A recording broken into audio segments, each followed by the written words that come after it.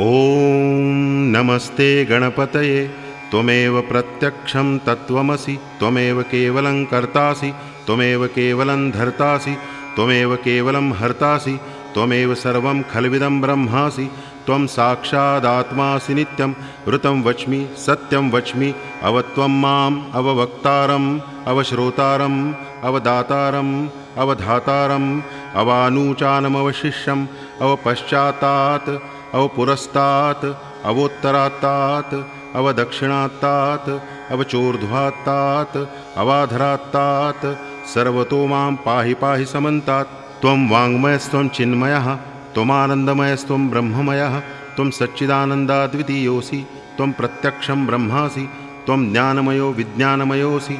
सर्वं जगदिदं त्वत्तो जायते सर्वं जगदिदं त्वत्तस्तिष्ठति सर्वं जगदिदं त्वयि लयमेष्यति सर्वं जगदिदं त्वयि प्रत्येति। त्वं भूमिरापो नलो निलो नभः त्वं चत्वारि वाक्पदानि त्वं गुणत्रयातीतः त्वमवस्थात्रयातीतः त्वं देहत्रयातीतः त्वं कालत्रयातीतः त्वं मूलाधारस्थितोऽसि नित्यं त्वं शक्तित्रयात्मकः त्वां योगिनो ध्यायन्ति नित्यं।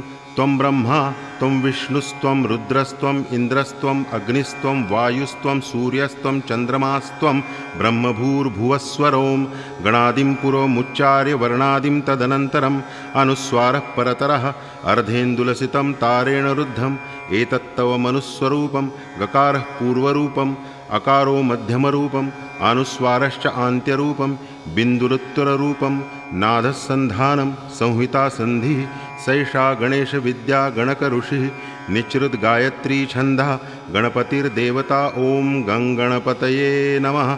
एकदन्ताय विद्महे वक्रतुण्डाय धीमहि तन्नो दन्ती प्रचोदयात्। एकदन्तं चतुर्हस्तं पाशमं कुशधारिणं रदं च वरदं हस्तैर्बिभ्राणं मूषकध्वजं रक्तं लम्बोदरं शूर्पकर्णकं रक्तवाससं रक्तगन्धानुलिप्ताङ्गं रक्तपुष्पैः सुपूजितं भक्तानुकम्पिनं देवं जगत्कारणमच्युतम् आविर्भूतं च सृष्ट्याद्यौ प्रकृतेः पुरुषात् परम् एवं ध्यायति यो नित्यं स योगी योगिनां वरः। नमो व्रातपतये नमो गणपतये नमः प्रमथपतये नमस्तेस्तु लम्बोदराय एकदन्ताय विघ्ननाशिने शिवसुताय श्रीवरदमूर्तये नमः।